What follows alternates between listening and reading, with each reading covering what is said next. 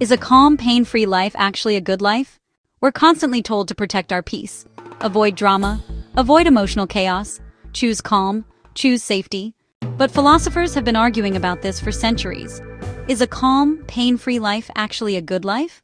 Two philosophers give radically different answers. Epicurus. Let's start with Epicurus.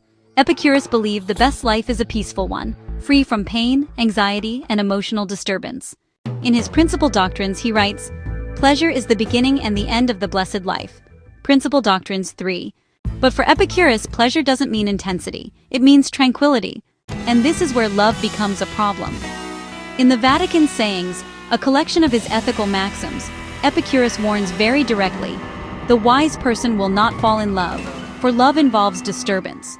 Vatican Sayings 51. That's not a metaphor. He means emotional disturbance, anxiety, obsession, fear of loss. Think about modern dating.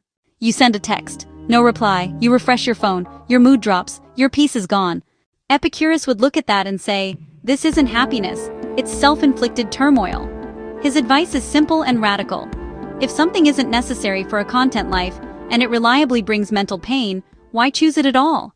Epicurus sounds a lot like the friend who says, "Protect your peace, keep life simple, don't let love hijack your nervous system." Nietzsche. Now enter Friedrich Nietzsche, who would strongly disagree. Nietzsche believed that avoiding pain is not wisdom, but a refusal to live deeply. In Twilight of the Idols, he famously writes, "What does not kill me makes me stronger."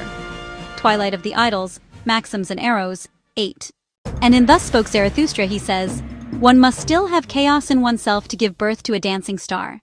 For Nietzsche, pain isn't a flaw in life, it's the cost of transformation. Love hurts, ambition hurts, caring deeply hurts. But a life engineered to avoid all suffering? Nietzsche would call that a diminished life. Imagine someone who never risks rejection, never loves intensely, never fails publicly, never gets their heart broken. Nietzsche would say, "You didn't choose peace, you chose safety over vitality." In modern terms, Nietzsche sounds like the voice saying, "Yes, this relationship might hurt you, but without risk, nothing meaningful ever happens."